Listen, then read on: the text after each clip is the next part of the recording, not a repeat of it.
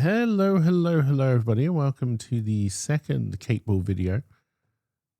LP and I have now played two test games, two very different test games where we've been playing with the rules, adding things, taking things away.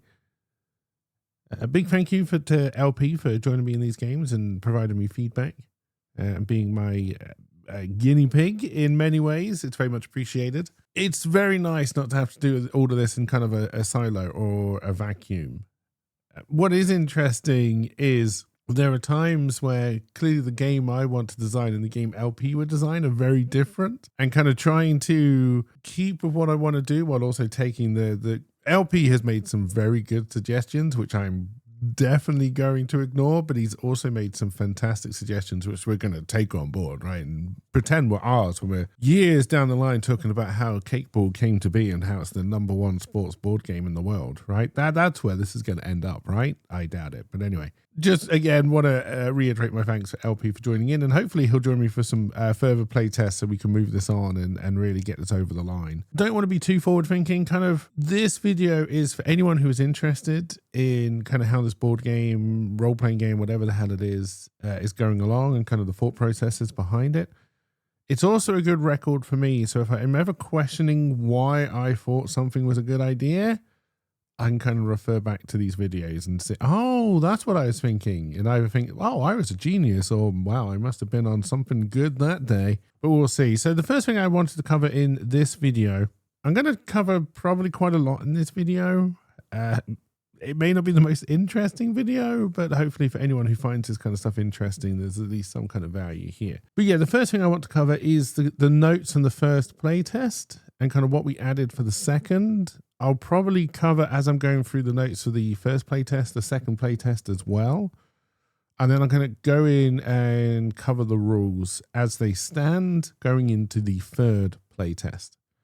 Because we were a little lapse and a little kind of all over the place on the second playtest for the rules. So we kind of need to get that back a little bit, which was fine, right? Because I was judging the changes to the stadium or the playing field more than anything else in the second playtest. It wasn't really about the rules.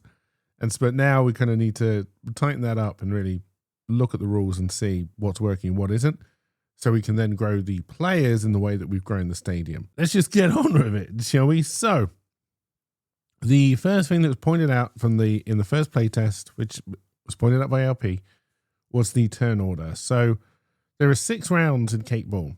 There are 2 teams, hopefully more. I would love to do a playtest with more than 2 teams, but we need to get some more people on board. But yes, there are 6 rounds, 2 teams, and each team's got 5 players.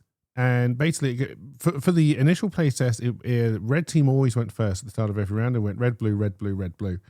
Round 2, red, blue, red, blue, red, blue, etc. This gave the red team a huge advantage because they would end up being able to kind of situate themselves towards the end of say round 2, and then going into round 3 they were going to get the first move again, and it really was an advantage. Now some of that did come from the 1 goal mentality, so it was very easy to kind of keep everybody in the same spot and then gain control of the ball and the enemy team. Some of that I think was alleviated by adding the extra goals, which we'll get to.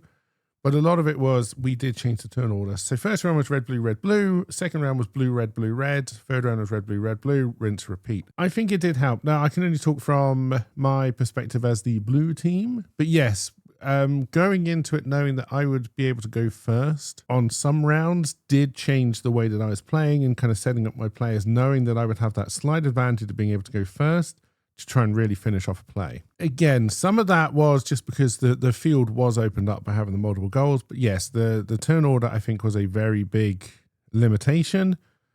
We're going to stick with this version of it. There are a couple more ideas which you can read there if you like, which we may go back to at some point. But for now, that's how the turn order is going to work. Player abilities. Player abilities, we are still not doing bespoke player abilities or player actions. I think I call them actions everywhere else, but I've called them abilities in the patch notes. I've really got to get this kind of stuff together because this leads to confusion. And in a board game, you do not want people confused. At least not like this.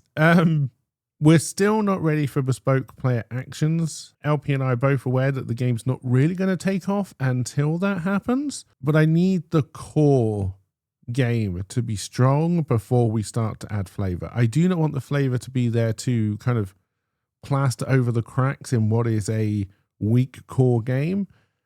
I want the core game to be really strong, and then it's just extra fun on top of it. So that's why we haven't done the player abilities yet. We got the actions everybody can use, and that's how we're going to stick for now. One, because if I change too many things at any one time, I don't know what change has had the effect. Already going from playtest 1 to playtest 2, I think possibly I changed too many things at the same time, but I think they were all positives, so I think we're okay. But we will get to a stage, and maybe we already have, maybe we'll find out at, playtest 20 that actually, when we did those two things in playtest 1, we probably should have only done one, and this one was actually trash and it was just being carried by the other one. We may get there, but I want to keep those kind of things as few and far between as possible. But I also don't want to drag LP for every minor iteration into the game rules. So I have to throw quite, a few in there for these playtests. So that's kind of where we are with those. But yeah, we're not ready to do bespoke player abilities. Player stats are different. So player stats are things like speed, strength, agility, and things like that. For the first two playtests, everybody has had basically the same stats. So anything that used stats to kind of change the dice results was essentially pointless. So everything was just coming down to straight out dice versus dice. That's not the intention. That's not the way the game's meant to play. It was just, that's how I designed the initial characters, as everyone was the same. For playtest 3, we are changing that. Every player will have 10 stat points. You will be able to apply those stat points to that player however you like. So there will be differences when we do playtest 3. And this is really to start to highlight how much of the game, and I'm hoping the answer is going to be a lot, how much of the game is going to be influenced by having different players with different abilities and different strengths and different weaknesses on the field. Because like I say, at the moment, all of the players are basically carbon copies of each other. They all have the same strengths, the same weaknesses, and access to all of the same actions. That is not by design. That is purely to kind of level the playing field for these kind of early play tests. So adding in different stats for different players and how that will affect dice rolls is going to be the kind of one of the first tastes of, okay, when players are really stand out different, this is how the game is going to open up.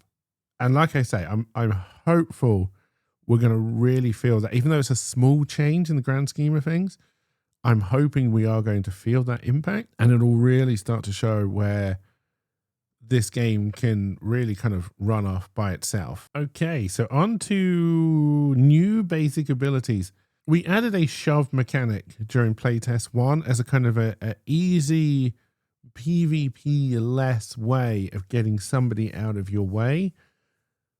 Partly because before that, all we were doing was grappling, and partly because it kind of makes sense that sometimes you just kind of want to do a gentle shove rather than a full risky grapple. We added this to playtest 2. My fault, I did not write it down what it actually did for playtest 2, so it was kind of very open to interpretation, and that didn't really help. But I think towards the end, we did have shove going quite well. If you watch the VOD of the playtest, you'll see that the shove really screwed me over. I think the shove ability is a good one.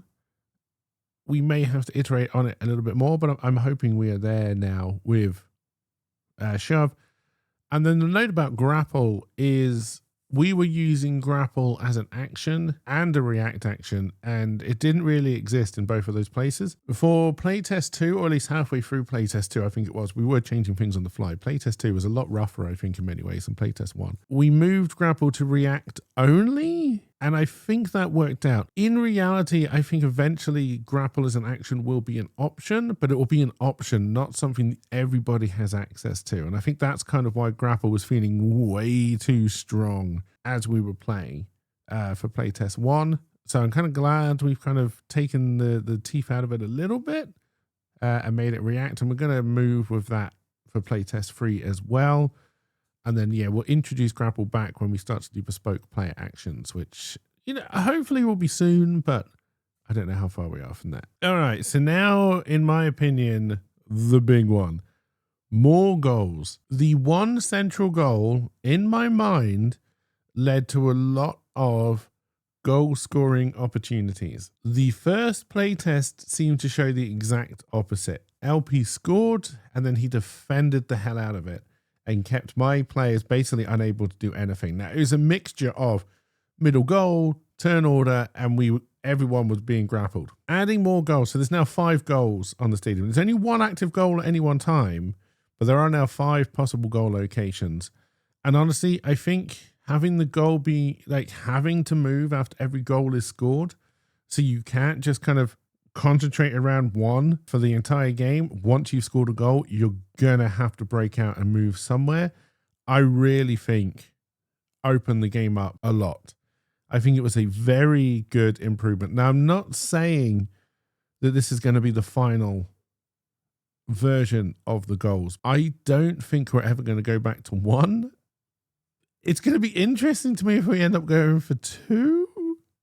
One thing I can say is that there won't be like sides of the field. It's not going to go purely like soccer where there's a home goal and an away goal, right? Where you're kind of moving up and down the field to attack different ones. I can see why games are designed that way because it makes a lot of sense, but that's not what we're going to try and go for here. I think having the multiple goals was a very big win, very good change to the game. Now, it does have its drawbacks. It does take away the kind of need for the verticality. So I now have to think about, do I want to keep verticality in the game? And if so, what are going to be the advantages and how is it going to work? Part of me definitely does, because I think the stadiums are a lot more interesting with the kind of double level approach. It is a kind of back to the drawing board on the stadiums. And that's going to be one of the questions that's going to kind of be left with a question mark for quite some time, I think, from my point of view. Yeah, and then when a goal is not a goal, it's an item square. I'm going to skip over stadium design for quick play and go straight to item squares, which are now called power-up squares, because I don't want to confuse them with items, which are also a thing that exists or will exist in game. So they're now called power-up squares. When a goal is not a goal, it's a power-up square. You run through the power-up square, you get the power-up. Roll a d6, that's the power you get. I'm not going to go through the list of power-ups that are here because 1, these aren't the ones we used, and 2, they're not the ones we're going to use going forward. But there are 6 options. There's only ever 4 power-up squares, but there are 6 options of the power-up you can get. And honestly, for playtest free, I think I've made them all more powerful. And I don't know if that was the right way to go. We'll see. I think it's going to make it more fun. And a lot of this, the design philosophy of this game is fun, is randomness, is stupidness. And I'm hoping we're going to capture a little bit of that. But I may have gone too far, or maybe I haven't gone far enough. Only time will tell. But the item squares, again, I think are a lot of fun. It kind of gives you something else to aim for, so you're not always going for either the ball, a player, or a goal. Going for an item square, because you know the items are going to be quite powerful. I never counterplayed the item squares, but I think the kind of more powerful the power-ups are, the more likely you are to start counterplaying not just the goal and defending the goal, but defending the power-ups as well. Making sure you've got somebody in react range, so when they make a beeline for it, you can try and stop them. I just think it opens up the kind of the times you're going to play, what you're going to try and burn your react points on. Those are a good change. Let's go back up to stadium design for quick play. I'm not worried about league play. I'm really worried about quick play rules at the moment. So the kind of the easy rules. The stadium felt way too empty. We decided, now I wrote down here that we were going to do 5 pieces each, so 10 pieces of scenery on the field. For some reason, I put it down to 3, so there's only 6 in total, and I don't think that was enough. So we'll try 5 next time and see if that does it. So yeah, I think it worked. But yeah, being able to try and cut off attack routes to goals, having there be more scenery, so more opportunity for the ball to hit things randomly and bounce off in a way you don't want, I think is important. But obviously you can't have so much scenery that you can't see what's going on. So finding the balance, hopefully 5 will, so 10 pieces, so 5 each, 10 pieces in total will be the right balance. We'll see. That's all we can do, right? So now we're going to jump down to injuries. When I wrote the notes after playtest 1, I was of the opinion I did not want injuries in quick play. I'm changing my mind, but I don't know how they would work or what they would do. But I think there should be some kind of injury mechanic.